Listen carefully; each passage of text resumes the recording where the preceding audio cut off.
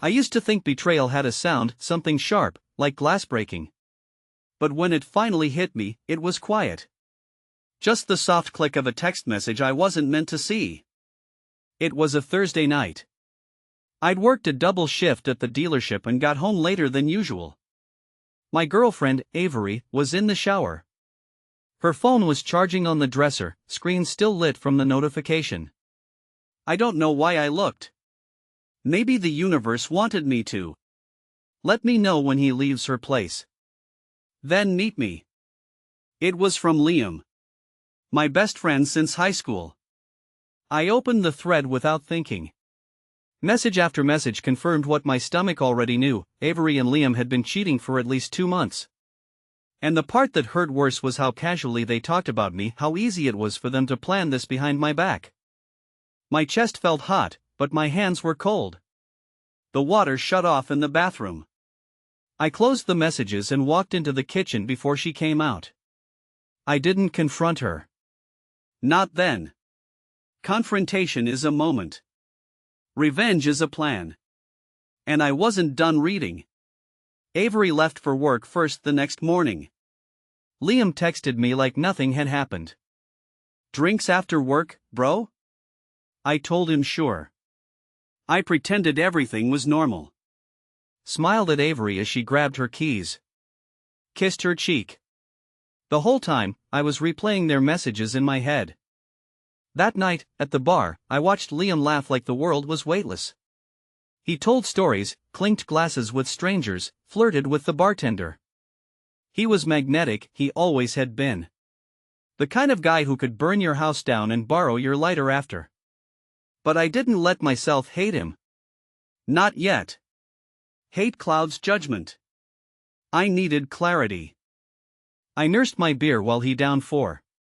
At one point he slapped me on the shoulder and said, "Man, it's good to have you.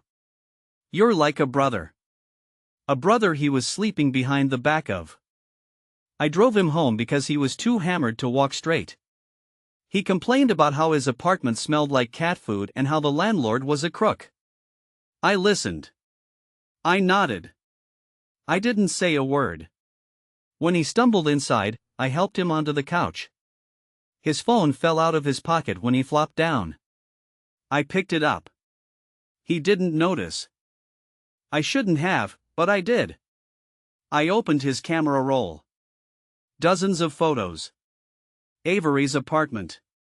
Avery's bed. Avery. My jaw clenched so hard I thought a tooth might crack. I scrolled with a kind of detached numbness. Then I found something interesting. An app hidden inside a utilities folder, connected to a series of wireless security cameras. But not his cameras. Avery's. Liam had access to every room in her place. I didn't know if she knew. But right then, it didn't matter. Because the universe had just handed me the exact tool I needed. I placed his phone on the table, walked out, and drove home. I didn't sleep a second. The next day, I called in sick. Avery left for her shift around 8 a.m., leaving her apartment empty. That's when I signed into the camera system from my laptop using the credentials I'd taken from Liam's Notes app. Her living room. Kitchen. Hallway. Bedroom. All visible. All live. It made me sick. I didn't know whether to throw up or throw my laptop through the window. But I didn't break anything, because I needed them. I needed every camera. I spent the entire morning studying her movements, her routines, her tells. I watched old clips, stored footage Liam probably didn't know was still cached on her router. That's when I found what I didn't know I was looking for. A video from 3 nights ago. Avery and Liam in her living room, laughing, kissing, then freezing when they heard footsteps in the hallway. Avery panicked. Liam grabbed his jacket. Avery looked directly into the camera and whispered, "He'll never find out. He's too trusting." I exhaled slowly. No more numbness. No more shock. Just focus. Their arrogance was my blueprint. I spent 2 weeks preparing. Not for a fight. Not for a confrontation. For a performance. Revenge is theater, and I was finally ready to take the stage. During those 2 weeks, I played the perfect boyfriend. I played the loyal friend. I learned every detail about their schedules. I learned their routines so well I could predict them to the minute. Then came the night I chose. A Friday. Avery was hosting a work friend for drinks. I knew it was Liam. She wore the necklace I'd given her, which somehow felt worse than the act itself. I told her I was heading to the gym. Instead, I parked down the street. I had already positioned an AirTag in Liam's car the day before so I'd know exactly when he arrived. At 8:27 p.m., his dot stopped in front of her building. Showtime. I opened the camera feed on my phone. There they were. Laughing. Pouring drinks. Acting like they were in some romantic movie montage. I activated the next step. Earlier that afternoon, I had placed a small Bluetooth speaker behind her couch, hidden under a blanket. The kind that pairs instantly with a device you've synced before. My phone connected. I pressed play. Avery's own voice filled the room, audio clips ripped from old voicemails and stitched together. I'm scared he'll find out. I don't know what he'll do. I don't think he'd ever hurt me, but Liam, what if he does? Her face went white. Liam stood up so fast he knocked over his drink. What the hell was that? He snapped, spinning around. I played the next clip. You promised no one would ever know. Liam cursed. Avery grabbed his arm. Then the Bluetooth speaker died on purpose. I had set it to power off as soon as the final line finished. I waited. 30 seconds later, Avery's phone rang. My number. She didn't answer. I knew she wouldn't. But she listened to my voicemail. It said, "We need to talk. I know everything." She sank onto the couch. Liam paced. They were terrified. Not because they were caught. Because they didn't know what I would do. Fear is a powerful tool when used correctly. The next morning, I invited them both to a public cafe. Neutral territory. No scenes. No violence. No theatrics. They showed up together, stiff and quiet. I sat calmly, sipping coffee like this was just a casual weekend chat. Avery tried to speak first.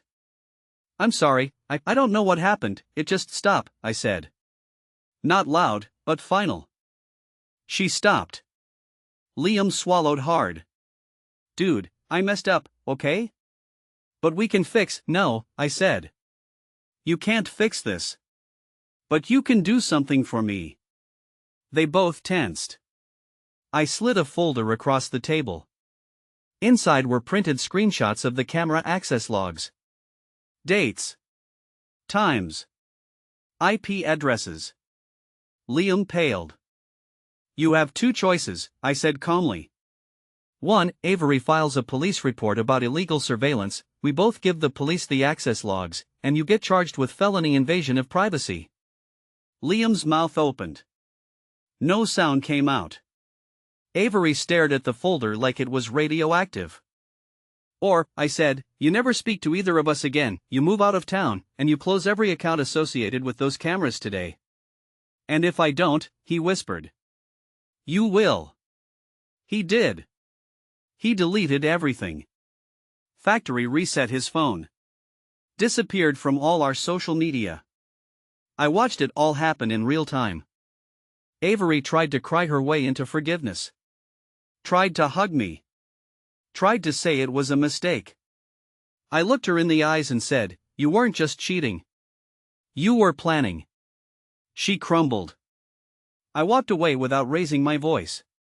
Sometimes the quietest revenge is the loudest. It's been 3 months. Avery moved to another city. Liam vanished somewhere up north.